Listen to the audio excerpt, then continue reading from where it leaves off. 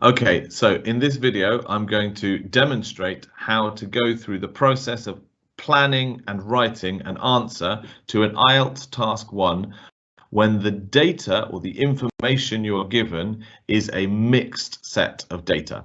So I'd like to just start by talking about what's in Task 1 and then telling you a little bit about the process I'm going through when I do this demonstration.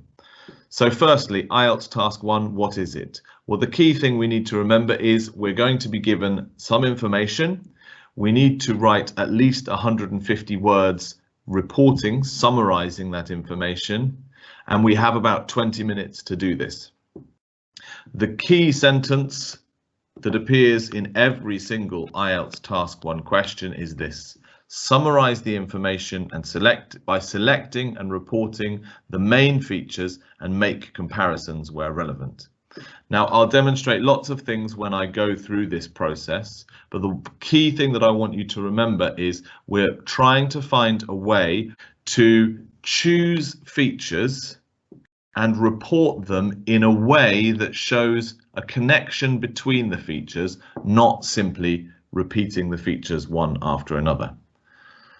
So, in terms of what kind of information you might be given in an IELTS Task 1, you're either going to be given some data in the form of a line graph, a bar chart, a pie chart, or a table, or, as in the case of this video, a combination of these. The demonstration I do today will be a group of pie charts and a table in the same question. Other types of question include process diagrams, so where you're given a step of process of production or manufacturing, for example, and you need to report that in the same way by selecting and reporting the main features and making comparisons between the features, not simply listing them. Another type would be a map or a group of maps. Very often you have a pair of maps of one place at different times, for example, and the features you're looking for are the differences that have taken place between one time and another in that place. There is another type of map, which is one single map, and you need to describe different areas on the map. I'll deal with process diagrams and maps as well as the other data types in a different video, but this video is looking specifically at where you have a combination of different data types. In this case, the data we have is a group of pie charts and a table. Now, to come back to the rubric or sentence that appears in every single IELTS Task 1 question, summarize the information by selecting and reporting the main features and make comparisons where relevant. The process I'm going to use in my planning and in my writing is designed to systematically choose data to report and to report it in a way that shows connection and comparison between my features rather than simply listing them. So I'm always going to follow the same structure. I'm looking for 3 main features, and by that I mean I'm going to try and divide all the data I'm given into 3 main areas, 3 main trends that I can identify in that data. More than that, I want 2 of those to be related. Now, the reason for this is I am going to, when it comes to writing, I'm going to write 3 paragraphs, but one of them will be an introduction. That means these 3 main features will appear in the remaining 2 paragraphs. If I have to talk about 3 features over 2 paragraphs, I need to decide which 2 features I'm going to talk about together. And by doing that, I am showing much more connectivity between my features rather than simply talking about one feature followed by another feature followed by another feature. In terms of my planning, it's very important before I start that I identify what my key features, my 3 key features are, that I know which 2 of them I'm going to talk about together, and that I also have identified an overview. Now, an overview is not the sentence which says the data shows X, Y, Z. The overview is the sentence which describes the overall trend in the data. It doesn't need to be very detailed, but it is one sentence or a pair of sentences at most which describes everything that's going on in the data. When it comes to writing, I'm trying to demonstrate this process where I have 3 paragraphs. The first is the introduction, and then 2 main body paragraphs describing my 3 features, 2 of them together and 1 on its own.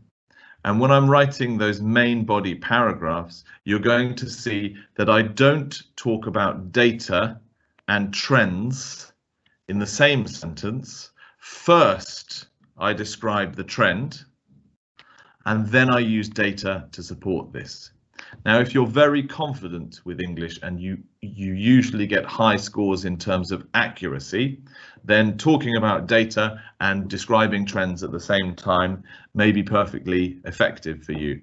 But if you do lose marks for accuracy, if you sometimes lose marks for what's called cohesion and coherence, I recommend very strongly that you don't try to talk about numbers and trends at the same time. You begin by describing the trend and you then use numbers to support this. That way, when you're describing the numbers, the reader is very clear on what the overall trend is that you're supporting with this. It avoids confusion. It's a much clearer way of writing. Last thing I want to say before I get started is you may have been told you need a conclusion in IELTS Task 1. That is not right. IELTS Task 1 does not require a conclusion. Some people like to put their overview at the end of the summary, and that's perfectly okay. I usually advise to my students, put the overview at the beginning of the summary with the introduction. And the reason for this is you will lose marks if you don't have an overview. So if you get into the habit of writing your overview at the beginning, you know that it's there and you don't risk losing marks if you run out of time. Not having a conclusion is not a problem at all. You don't need to have a conclusion in your IELTS Task 1. Okay, let's move on and start with the planning and writing of this IELTS Task 1 combined data type question. Okay, so here's the question I'm going to look at. It's about seafood imports to the UK. So the pie charts and table present information on percentage of imported seafood to the UK from 3 nations and the total value of seafood. So we've got 1987, 1997, 2007, and the percentage of seafood which was coming from those 3 countries. The table below, as you can see, shows the same years, but it's the overall value of the imported fish industry. As usual, we have to summarize the information by selecting and reporting the main features, and we need to make comparisons. Okay, so when they talk about making comparisons, they mean don't simply report fact after fact after fact after fact that you can see, but recognize the connectedness between the facts. Now that's quite easy to do between the 3 pie charts here. We can easily make comments between the main features, however we decide to identify those main features there. With the table, it's a little bit trickier, but it is still possible. So if you are really going for a very advanced analysis here, you might make the point that Poland's overall market share has decreased while the overall market value has increased, which means that Poland's fall in market share may not represent such a dramatic fall in actual value. Now it's possible to do that, and that would be a very advanced reading of this, but actually you can still write a very good response to this question, not trying to make too many connections between the 2 data sets, but simply talking about all of the pie charts together and trying to break them into 2 main areas, and then talk about the table as 1 feature on its own. And that's what I'm going to do in this demonstration. So I want to identify 2 features in the pie charts here, and I'm going to talk about the table on its own.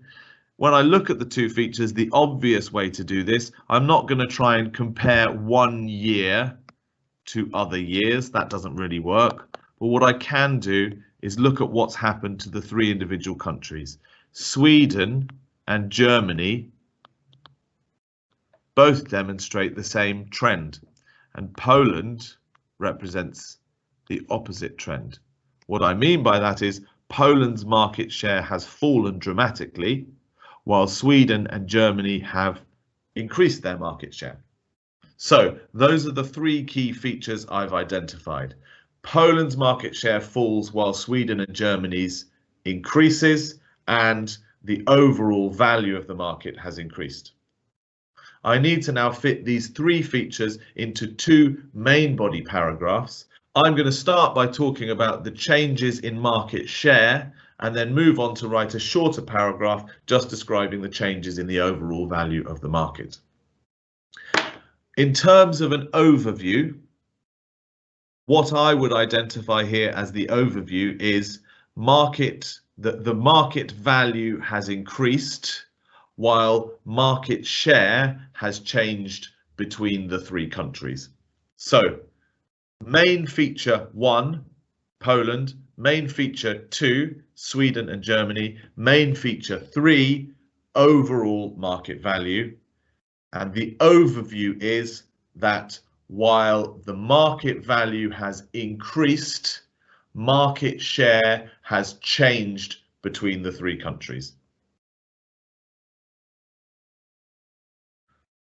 Okay, so I'm going to start writing now. I've got my three key features. I know my overview. I'm ready to go.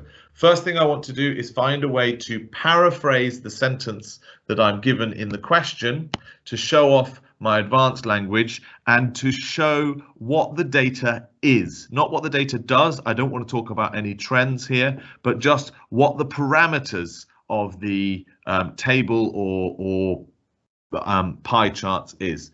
So in terms of paraphrasing, I want to use the word pie charts and table. There's no better words for that. But I could perhaps change percentage of imported seafood to the UK.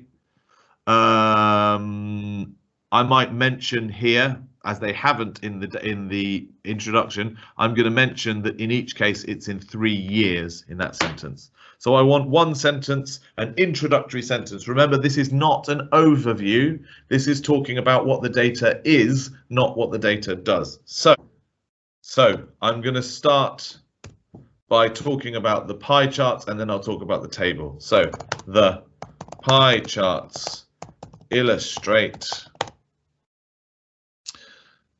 changes in market share of three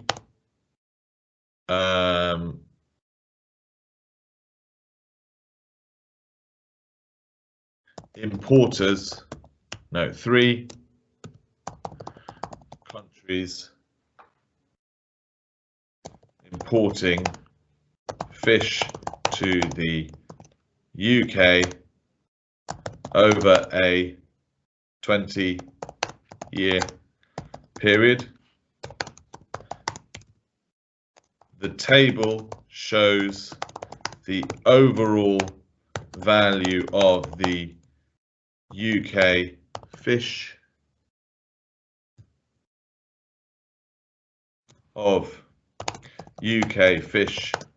imports over the same period.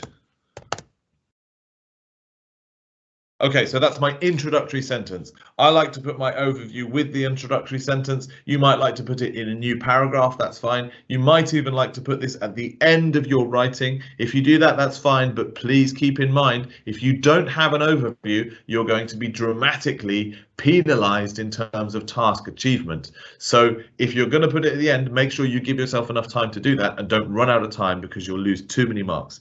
Here's my overview. Overall, we can see that while the value of the market grew, let's make sure we're using the past tense here, past simple tense, because we're talking about a period that ended in 2007. While the value of the market grew over the period, market share between the three countries changed significantly. That's my introduction. And what have I done? Remember, two things: one sentence, or two sentences in this case, one beginning which paraphrases the question and says what the data is, and then one sentence which talks about the overall trend that we can see, describing all of the data. Okay, I can move on and talk about my first main body paragraph. And in my first main body paragraph, I'm going to describe all of the pie charts, and I'm going to describe them as two main features: those that lost market share compared to those that gained market share. So perhaps the most striking feature of the data is changes in market share seen by these three countries. Poland experienced a significant decline in its share of the market. Now notice I haven't given any data yet. I haven't started by saying Poland started with 65% of market share and later it only had 35% and blah, blah, blah, blah, blah. First, I've described the trend. First, I've said what the trend is, and now I'm going to back that up with data. So first I say Poland experienced a significant decline in its share of the market, and now I can give data. In 1987, this country was responsible for 65% of imports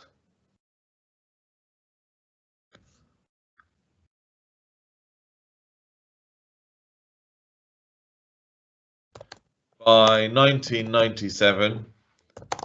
This had fallen to just 35% and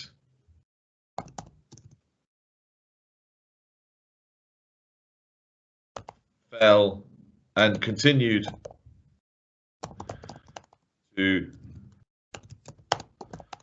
fall by another 5% to 2007, or let's say this, over the subsequent decade, over the subsequent decade. Okay, in the same paragraph, remember, because we're talking about two key features together, I now want to talk about those countries which gained market share. So Sweden and Germany gained market share during the same period. So the former grew from 28% to 43%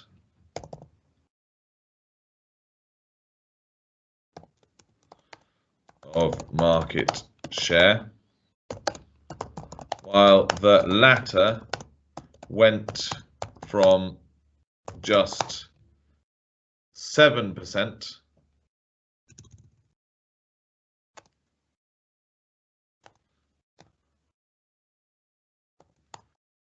to 27%. Okay, so now I've finished the first main body paragraph and I've described everything that I need to in the pie charts. I'm going to write a shorter paragraph now with a feature on its own describing the overall growth of the market value. So turning our attention to the table, we can see that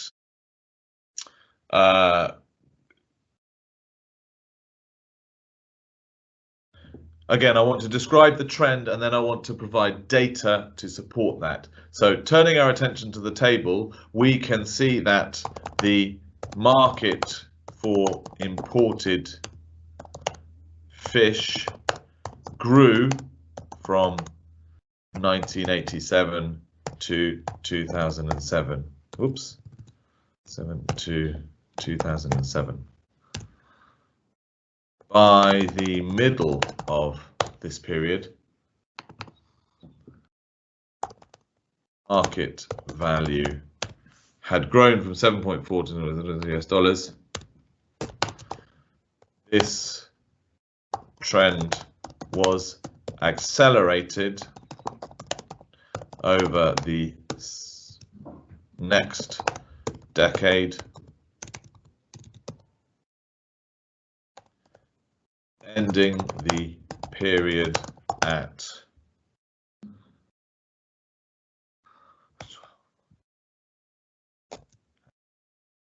a value of 12.3 million US dollars. And now I've finished. Let's do a quick word count. It comes in at exactly 201 words. Let's go through and just check we've done everything we need to. We have a first paragraph which states what the data is and gives an overall trend of what the data does. We've got one paragraph which talks about two main features which are related to each other, and those two main features are the opposite trends shown by Poland and Sweden and Germany respectively in terms of market share. And we've got a final paragraph which talks about the independent feature on its own, which is the value of the market. If we look a bit closer and think about grammar, we can see that we've got present simple tenses to describe what we can see in the graph, what the graphs show. We've got past simple tenses, market value grew. Let's changes to changed significantly. So let's check the tenses there. So the value of the market grew over the period. Market share changed significantly. So we've got past simple tense there.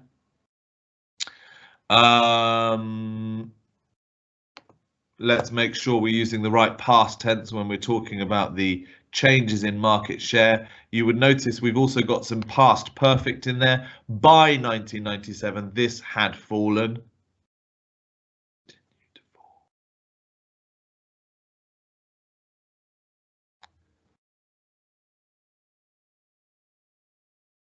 And again, we've got a past perfect there at the end. So we've got three tenses used effectively there. Present simple, past simple predominantly, but also some past perfect in there, which is going to gain me points for grammar, range and accuracy. We've paraphrased well and avoided repetition by using phrases like subsequent and next. So we say over the subsequent decade, over the next decade. We've got more advanced language like accelerated rather than just grew. We're using phrases like the former and the latter to avoid repetition. Okay, so have a go yourselves, but remember that the approach that we're using here is divide the data into three main features, two of which are related to each other, and think about your overview before you start. When it comes to writing, remember the introduction, you want to give one introductory sentence which says what the data is, and then one overview which describes the overall trend, something which is true for all the data you can see. When you put your three main features, remember to put them into two paragraphs so that you are showing what the relationship between your features is, not simply reporting feature after feature after feature. Look carefully, particularly when it comes to proofreading at the end. What tenses are you using? Are you using the right tenses? Could you be a bit more advanced by adding a different tense? But be careful with this. You don't want to just put in tenses for no reason. They need to be the right tense for the job. Look carefully at the dates to check that. Finally, you do not need a conclusion in any IELTS Task 1. Some people like to put them in there, some people like to end with their overview. That's absolutely fine, but you are not going to lose any marks for not putting a conclusion. However, you may lose marks if you don't have an overview.